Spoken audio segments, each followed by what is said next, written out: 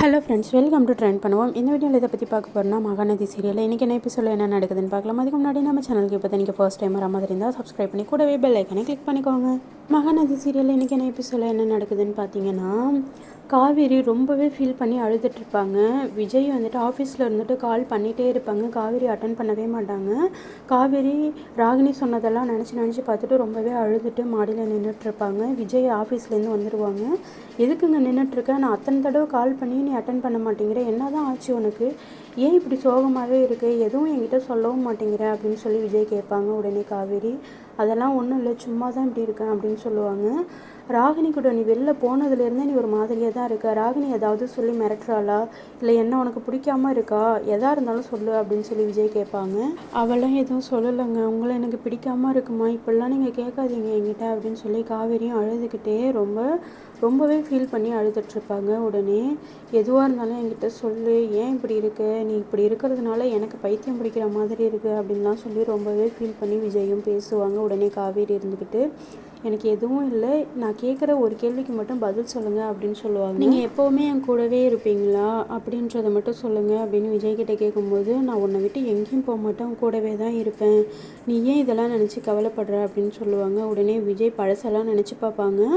Kaveri agreement பற்றி பேசினதெல்லாம் நினச்சி பார்ப்பாங்க. ஓ, இதனால தான் இப்படி இருக்கா போல் அப்படின்னு சொல்லி யோசிச்சுட்டு அதோட விட்டுருவாங்க. நான் உன்னை விட்டு எங்கேயும் போக மாட்டேன் அப்படின்னு நம்பிக்கையும் கொடுப்பாங்க. அடுத்து என்ன நடக்குதுன்னு பார்த்தீங்கன்னா, காவேரி அவங்க வீட்டுக்கு போவாங்க. அப்போது பாட்டி, கங்கா, அவங்க அம்மா எல்லாருமே என்ன திடீர்னு வந்திருக்க அப்படின்னு சொல்லி கேட்கும்போது, ஏன் இந்த வீட்டுக்கு நான் வரக்கூடாதா அப்படின்னு சொல்லி கேட்பாங்க. உடனே காவேரியோட அம்மா, அப்படிலாம் இல்லடி, ஏன் இப்படிலாம் பேசுகிற, நீ இந்த வீட்டுக்கு வராமல் இருக்க முடியுமா அப்படின்லாம் சொல்லி கேட்பாங்க. கேட்டுட்டு, நான் இங்கே சாப்பிட்ணும், எனக்கும் சேர்த்து இட்லி செய்யுங்க அப்படின்னு சொல்லி காவேரி சொல்லுவாங்க. என்னது, இட்லி இங்கே சாப்பிட போறியா? சரி, ஓகே, நானும் செய்கிறேன் அப்படின்னு சொல்லி அவங்க அம்மாவும் செய்வாங்க. என்ன திடீர்னு இங்கே சாப்பிட வந்திருக்க, உன் புருஷனை விட்டுட்டு, உன் புருஷன் வந்து உங்கள் தாத்தா பாட்டிக்கிட்ட பேசிகிட்டு இருக்காரா, அதான் இங்கே வந்திருக்கியா அப்படின்னு சொல்லி கேட்பாங்க.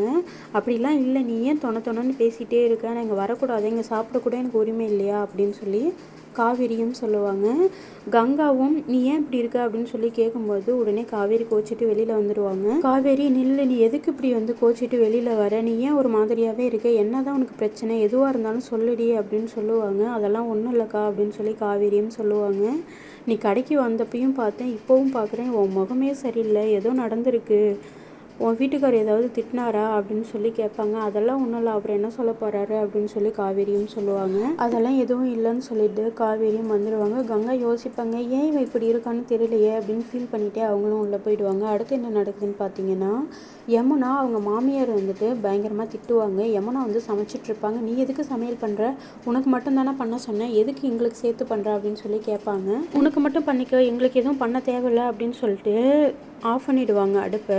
அப்போது யமுனா உடனே ஃபோன் பண்ணுவாங்க. இந்த மாதிரிலாம் பண்ணிகிட்டு இருந்தீங்கன்னா உங்களை போலீஸ் ஸ்டேஷனில் கம்ப்ளைண்ட் பண்ணி உள்ளே தள்ளிடுவேன் அப்படின்னு சொல்லி மிரட்டுவாங்க. என்ன மிரட்டி பார்க்குறியா அப்படின்னு சொல்லி அவங்க மாமியாரும் கேட்பாங்க. உடனே யமுனா வந்துட்டு அவங்க அம்மாவுக்கு ஃபோன் பண்ணி, எப்படிம்மா சமைக்கணும், சாம்பார் வைக்கணும் அப்படின்லாம் சொல்லி கேட்டுட்ருப்பாங்க. உடனே அவங்க அம்மா இருந்துக்கிட்டு, இங்கெல்லாம் சமையல் கற்றுக்கோன்னு சொன்னால் கற்றுக்கிட்டியா, இப்போ அங்கே போயிட்டு எனக்கு ஃபோன் பண்ணி கேட்குற அளவுக்கு ஆயிடுச்சு, நீ அது படித்து உருப்படியாக கலெக்டர் ஆகும்னு நினச்சேன், ஆனால் நீயும் வந்துட்டு கரண்டியை தான் பிடிச்சிட்டு நிற்கிற அப்படின்னு சொல்லி யமுனாவை நினச்சி ஃபீல் பண்ணி அவங்க பாட்டிக்கிட்ட வந்து சொல்லுவாங்க. யமுனா எல்லாத்தையும் கேட்டுட்டு நல்லா சமைச்சு கொடுக்கணும் அப்படின்னு சொல்லி நினச்சிட்ருப்பாங்க. அதோட இன்றைக்கான எபிசோட் முடிஞ்சிடும்.